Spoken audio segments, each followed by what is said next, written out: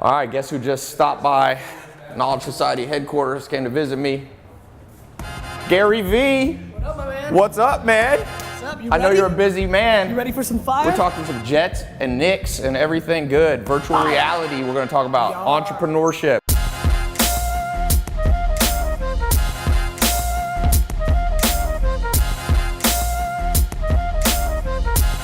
You probably know him if you're an entrepreneur. Got 2 of his books here we're gonna talk about, and also a 3rd one that comes out in just a few months here. I'm gonna do a little giveaway too for people who give the best comment. I'm gonna give 10 or 20 of his new books away. And thanks for coming in, man. Thanks, brother. Yeah, he's headed to the airport, so he was nice enough to pop in here and Make sure to show everybody my second half-court shot that almost Yeah. went in. We Edit out the first piece of shit shot I took, that will never be seen. but the second one that literally almost went in, make sure that gets seen. That's got a shot. Oh! You ever seen his Spaceballs where he's like, erase that, never show that again? Do you know about Spaceballs? Do you know Spaceballs sequel, which never got made? Was called Spaceballs 3, The Search for 2. I still think that's the fucking coolest title ever. I'm devastated I didn't make it. That would have been a good one. No, man, thank you. So let's talk a little bit, your new book. Yes, Ask Gary V. And let me just tell you guys, for those of you, few of you who don't know Gary, Gary's a man of many accomplishments.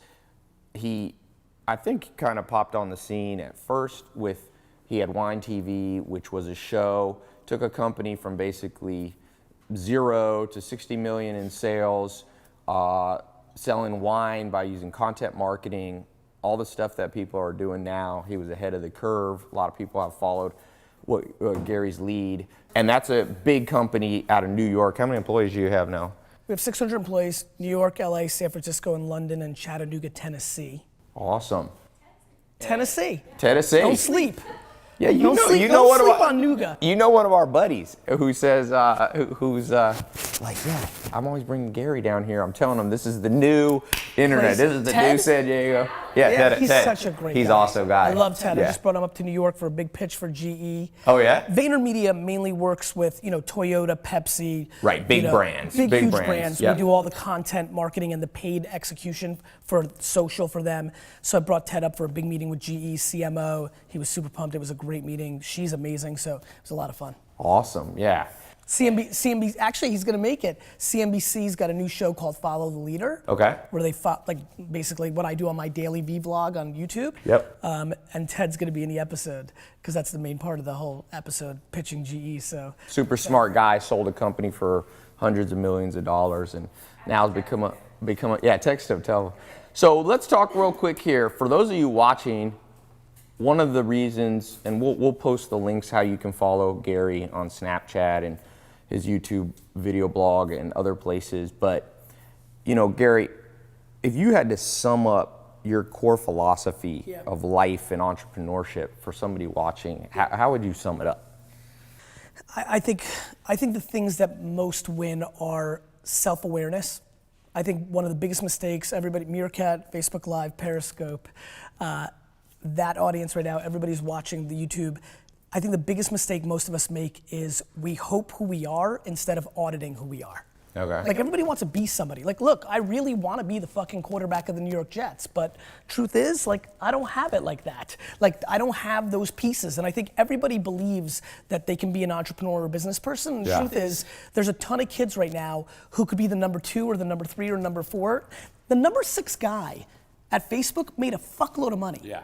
And right now, that guy and that gal, because of all the entrepreneurship talk, is trying to start a company. Yes. And so we're living through a time where self-awareness is not being deployed enough because people are chasing a narrative. And so I'm pushing a lot of people to step back and, what are you good at? You're gonna read more books this week than I'm gonna read in my life. You're good at that, but it's the truth. You're good at that, I'm not. It's not how I consume information. So I think, look, I suck at 99% of stuff. I suck shit at 99% of stuff. What I figured out was I'm a salesman, I'm a storyteller, and probably the one little special thing I have, and it's my next philosophy, is I understand where consumers are gonna go, usually before other people. And so I've been yelling about Snapchat for 3 years, and then I watch it. Right now I'm paying attention to Musical.ly. Will it go? Will it not? I'm not sure. Yik Yak a year ago, it didn't go.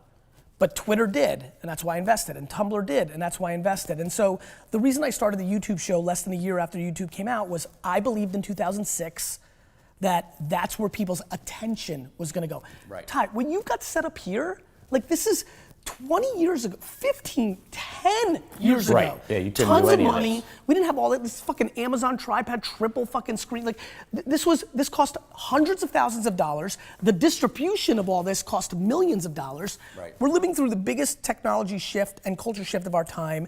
And so I think the principles are pretty pure. It's self-awareness. I think it's work ethic. Yeah. I truly think that I outwork, I think a lot of people are as talented as I am. I think I outwork them. So it matters. Everybody's watching who's gonna say, well, Gary, what about working smart? Cool, me too. Now what, dick? Right? Like, I'm working smart and hard. Right, if you so have now two people what? working Yeah, hard exactly. and So- smart, it's the person who works the and then hardest. and then I think being driven by something bigger. So for me, it's gratitude. I was born in the Soviet Union. I had nothing. I got lucky. And that's what it's, I know a lot of my friends who watch me work hard for 20 years hate when I say I'm lucky, but it's true. I was born in a communist country. During that little one window when I was a kid, America was able to make a deal with Russia and get some people out. I was part of that. And I went from the place where entrepreneurship was the worst to a place where it's the best. I'm grateful for that. And so that drives me as well. Yeah, and I would say there's a great book called The Self-Made Billionaire Effect. And one thing that when I listen to you talk, one of the attributes of highly effective people is they can hold seemingly opposing ideas in their mind without getting confused. So for example, a seemingly confusing idea is it's luck and it's hard work. Some people will say, well, how can you say it's luck and hard work? Well, it's possible for two things to be operating at the same time. I'll tell you the thing that I'm thinking right now. Like while we're having this interview, I don't know how many of you have like separate streams in your brain.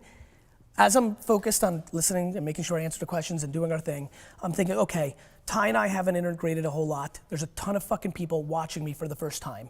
And this is gonna be really funny because I always love my first time to a new audience because there's people that love me and they hate me, and it's based on two opposing views. One, I think I'm as egotistical as it gets. I equally believe that I have more humility than anybody I've ever met. And I'm pushing so hard between ego and confidence and humility that depending on the series of questions that happen in this 20 minutes, 65% of this audience can be like, that's my motherfucker, how do I follow Gary Vee?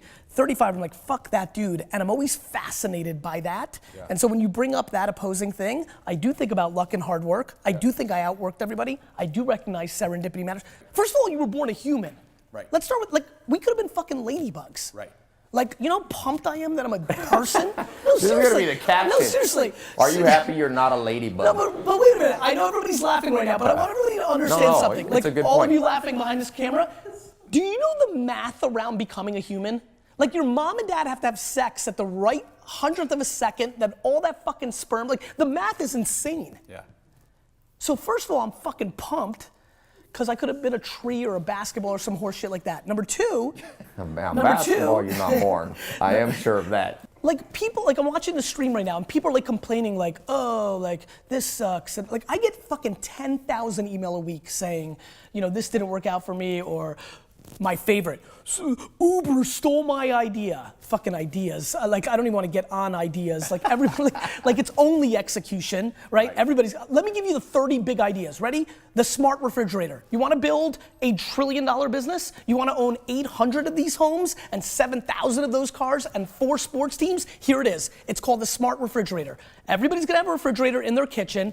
That refrigerator is gonna know when you're down to 1 Bud Light because you put in 6. There's gonna be 1 left and it's gonna reorder it for you. So it's gonna out arbitrage every retailer, Amazon, everybody. The fridge is gonna order it from Budweiser direct. Budweiser's gonna deliver it, and the fridge is gonna become this, Ty. Just like this has become the fucking machine and Apple makes a VIG on everything, that's your fridge on every consumer product. The smart kitchen. Amazon's already getting in that. Amazon's got that little sensor you put Bezos up. is a beast. Yeah, So Bezos is a monster. there you go, everybody. There you go, fucking Keith Mintz and Javier fucking and Leonidas the King and Marcus J. Alford. There's your idea, right?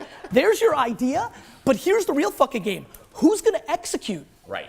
Who's gonna hire the right people? Who's gonna make the product? Who's gonna make the JVs with fucking the brands? Like, who's gonna execute? Ideas, fuck, man. Anyway, I'm sorry. All right, let's talk.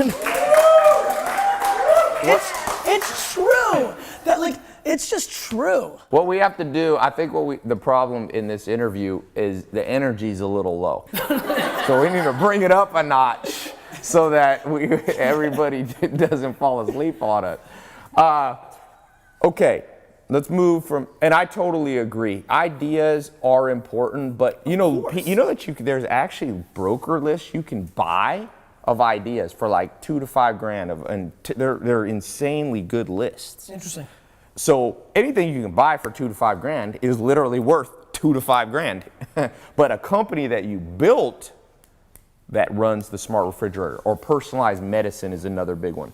You can't buy these; they haven't been created. Therefore, like Elon Musk said, I've gotten to hang out. This is my third time with Elon Musk, and one of my favorite Elon Musk quote. He says, "You get paid in proportion to the difficulty of the problem you solve." So a lot of people are out there like, "Hey, I solved the problem. How to walk to my refrigerator." Well, everybody knows how to do that. You have to solve a problem, and therefore, your income is going to be directly proportional. Solve a small problem, know how to hand somebody a burger at McDonald's, they'll pay you minimum wage. Put someone on Mars in a rocket ship like Jeff Bezos' Blue Origin or Elon Musk's SpaceX, they're going to pay you a lot of money. I would add something to that for everybody listening at home, because that's right. And then everybody who's watching right now is thinking what I'm thinking, which is like, fuck, that sucks, because I'm not talented enough to solve a big time problem. Because big time problems take real brain power. I will say the other thing, and I'm sure you're gonna agree with this watching from afar, there's also reverse engineering the demand of the marketplace, right? So for example, guys like pretty girls. Pretty girls are able to make a lot of money because they're pretty and there's demand. And so demand in marketplace behavior is very important. Yeah. I think one of the ways to, if you don't think that you can figure out how to build a tunnel underground and get me from LA to New York in a minute, then the other thing to really take a step back, this is back to self-awareness. For everybody who's watching right now, if you're like, shit, that's great, but I'm not a fucking math genius like Elon Musk, the thing that you might be able to do, and I do think this is a talent, I think this is my talent, pay attention to what people care about and reverse engineer it. For example, Uber. What does Uber sell? Uber sells time. Right. Uber doesn't sell transportation. Uber sells time. Everybody here, no matter their income level, cares about time because we now live in a 24/7 world. So if you make that your religion of a market that matters, building products and services that buy time and sell it back to people is probably, in my opinion, the quickest path to real financial success in the next decade for the average to above average operator and thinker, because it's going to be such a big space. Yeah, totally agree. And the thing about that, in terms of how much talent, Warren Buffett says if you have over 130 IQ, you can sell a lot of it. You don't need it. The average self-made millionaire is 125, 130 IQ, which is sharp, but not. So if you're watching this, if you're figuring out how to do Facebook Live and YouTube, you're probably already at that sharp enough level. What really differentiates you are some of the things you said. Pattern recognition. Can you see patterns? Mark Cuban told me, he said, I've always been able to see around corners before other people. He recognized a pattern, can see around that corner. So that's an important thing. I say you got to know the language of money. I talk a lot about that. You go to China, you don't have an interpreter, you're going to be lost. In the game of making money, you need to understand what debentures are. And, people go, oh, that's a lot of syllables, debentures, And I say, well, do you know Kim Kardashian? Because Kardashian, this is 4 syllables. And so we live in a society where people know big words. People are much sharper. IQs have gone up. It's a myth that we're getting dumber. Well, you know why, but we're not using it in the right way. IQ's been commoditized. Right. What do you want to know? Who's the 19th president of all the United States? This old fucker. What's this? All information is here. To me, we're about to live through a generation of EQ that is going to be so disproportionately valuable because information has been commoditized to some level. Now, what's interesting about readers like yourself, contextualizing, communicating it, consuming it and regurgitating into new packages, that's the holy grail. You're gonna live on that, other people are gonna live on that. To me, people need to bet on their strengths. They need to figure out what is the one, you know what, let's make this practical. I know we have to wrap up soon. Forget about the promotion of the book. I want to get this off. Find the 5 people that are closest to you in the world. Brother, sister, your homie that you grew up with. Spend a week, not 5 minutes, spend a week making them feel safe for the question you're about to ask them, which is, tell me what I'm good at and tell me what I'm bad at. The 5 closest people to you are not gonna wanna tell you the truth. Like, people that really love you don't wanna tell you the truth, which is why nobody can scale self-awareness, because nobody's gonna tell you to your fucking face, actually, I think you're a piece of shit. Right. Like, your mom's not gonna say that, right? So, spend a week or 2 weeks making those 5 people very safe and tell them, listen, this is what I want. I know that it might cause some friction for a week or 2 with us, but I'll get over it, and then we'll be in a great place. Because if you're able to hear, and this is such an important part of being an entrepreneur, I think, and I'm curious to take your take, I think I'm a great entrepreneur because I only see half glass full, and I'm only optimistic. Like, I have 37 fucking fires and headaches right now. Yet I'm looking at, oh, there's 19 new people that are gonna discover me, 900 new people, 9,000, like, you gotta look at the upside. If you're capable of listening to the good and the bad, eliminating the good, not like making it feel nice, but really focusing on the bad, or really paying attention to the good. If you take 5 people and they all tell you that you're funny, fucking start making fucking Snapchat comedy videos. Like, let me add please, something to this real quick. One of the things that I tell people, I call it your Eulerian destiny, like how to figure out what you should do with your life. And Nietzsche, the philosopher, said the same thing you're saying. He said, you know, the mind is an impregnable fortress. And he said, you find out about yourself through friends. And he added one more that I always tell people, enemies.